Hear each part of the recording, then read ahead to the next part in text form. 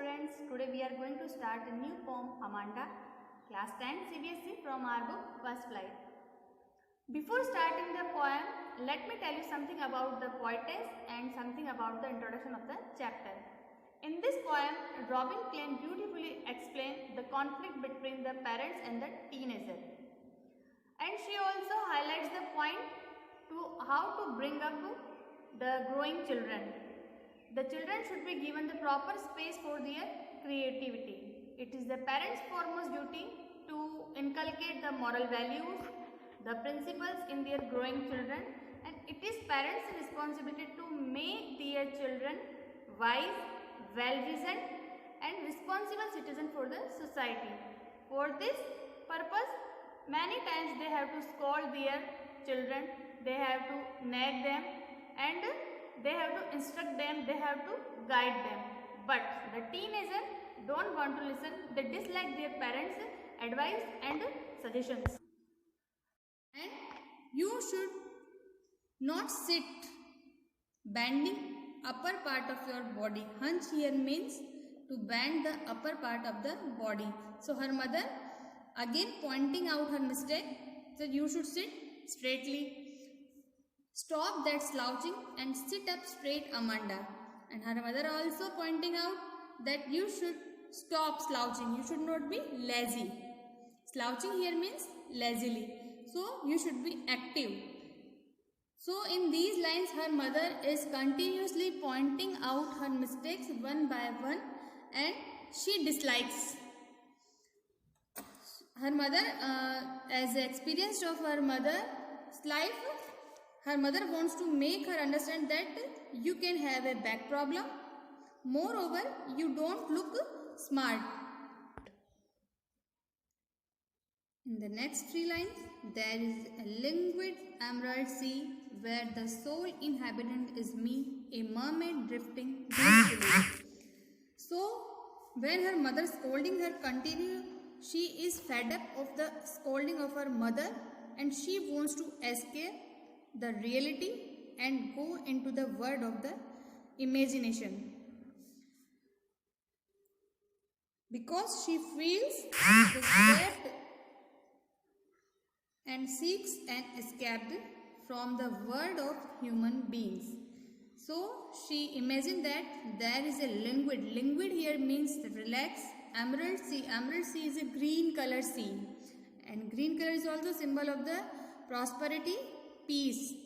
Where the sole inhabitant is me. Where the alone soul like me. Where I will be the alone dweller of that sea. A mermaid drifting blissfully. And she wants to be a mermaid. She imagines herself to be a mermaid so that she may drift in the silent sea and enjoy the loneliness and peace there and longs for the freedom. Here mermaid is a imaginary creature. Half of her body is of woman, the upper part of the body is of like the woman and the lower part has a fish tail. So she wants freedom, she wants to withdraw from the world of the human beings, she doesn't want to listen whatever her mother is telling to her. Start. Now the third stanza begins. Here her mother is telling her about her completion of her work. Did you finish your homework, Amanda? Did you tidy your room, Amanda? I thought I told you to clean your shoes, Amanda. In these lines, we can also find that her mother is instructing her again and again. Her mother is scolding her again and again. And the tone of her mother is not friendly in these lines. Did you finish your homework? Did you tidy? Tidy here means clean. So you should finish your work at proper time. You should clean your room properly.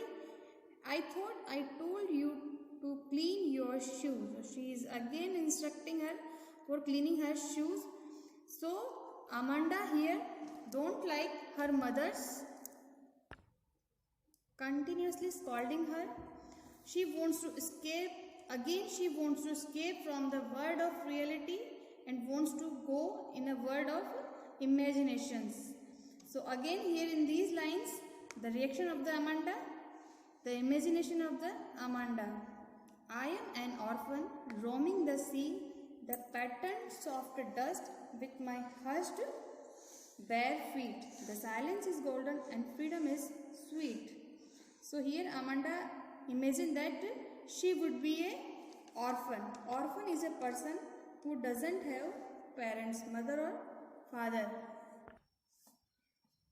So we can see however the Amanda here shows how a child feels trapped within the cluster of the instructions. Here the continuous instructions, the continuous nagging made her so much fed up. She wants to roam the streets. Roam here means aimlessly wandering in the streets. So she wants to roam in the streets. I pattern soft dust with my hushed bare feet. And with her quiet, hushed here means quiet. With her quiet bare feet, bare means uncovered. Means she doesn't want to wear shoes in her feet. She wants to roam in the street. And I pattern soft dust here means she wants to pattern her feet's pattern on the soft dust. She wants to play in the dust.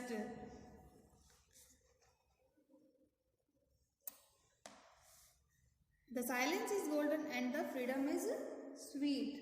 So here she describes that silence and the freedom is sweet, and Amanda says that because both are very precious to her and they both, the silence and the freedom, both have been snatched by her mother. Her mother keeps scolding at her all time and keep on shouting at her, pointing out her mistakes again and again. So she wants to withdraw from the words of the human beings and she wants to enter in the world of the imaginations. Here we can see that she is a very creative child, so the parents should give the proper space for the creativity of their children. This point is also the poetess Robin Klein highlights through this poetry. Next stanza. Don't eat that chocolates, Amanda. Remember your acne. Amanda, will you please look at me when I am speaking to Amanda? Here in these lines, her mother again confronts her. Her mother is again forbidding her. Her mother is again stopping her to do, you should not do this thing, you should not do that thing.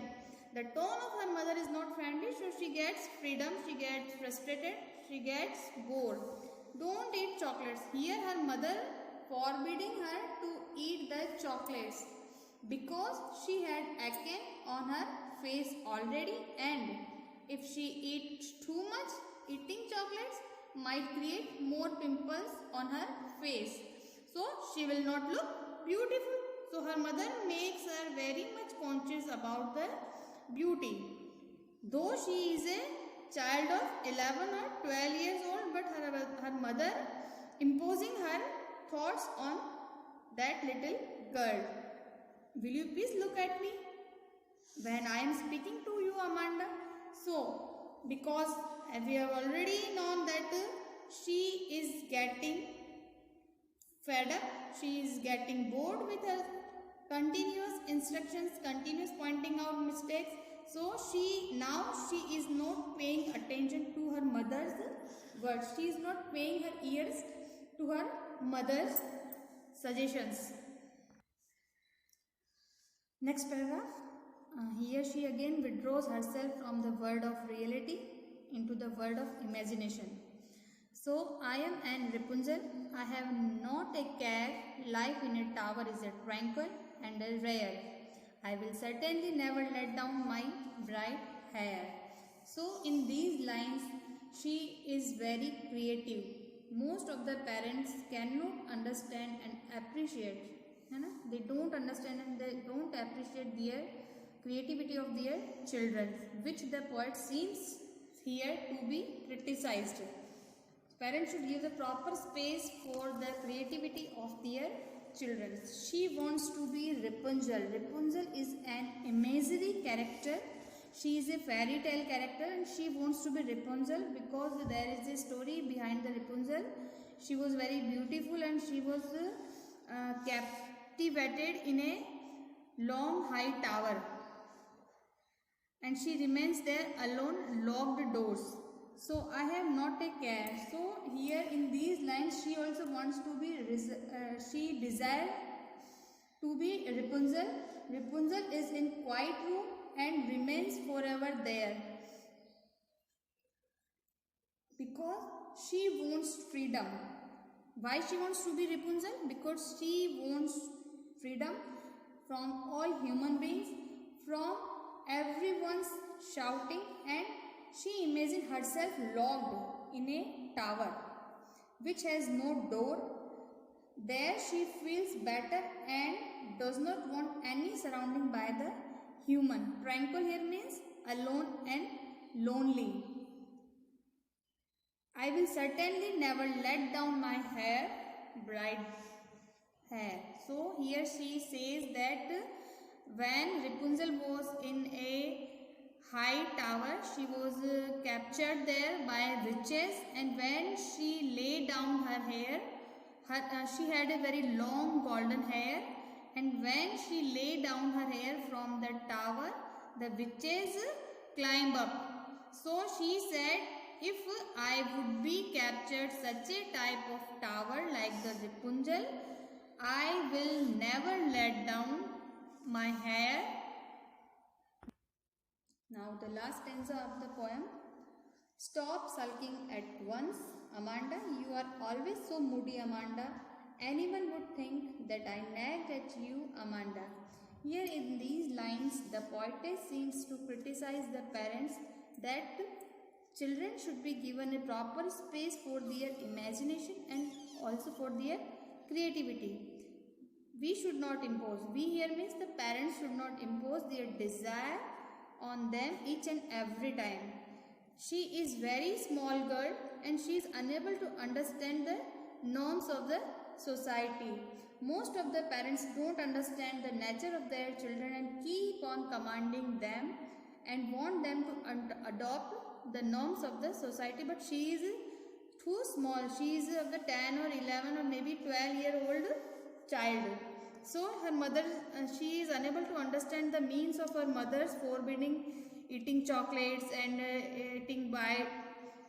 biting nails and slouching. So she is now, her attitude changed, the attitude of the Amanda changes, and she is not withdrawing, this time she is not withdrawing herself from the world of imagination, from the she is not withdrawing herself from the world of the human beings and enter into the world of the imagination, but now she becomes obstinate, she becomes defiant and uncooperative and unfriendly and becomes also the moody. You are so moody, hai na? So her mother again scolding her, now you became so moody, you are not paying attention, you are not heeding attention to my suggestions, to my advice. I nagged at you, Amanda. So again her mother scolding her. Now she, for not obeying her advice or commands. Now the poem ends. Hope you understand it well.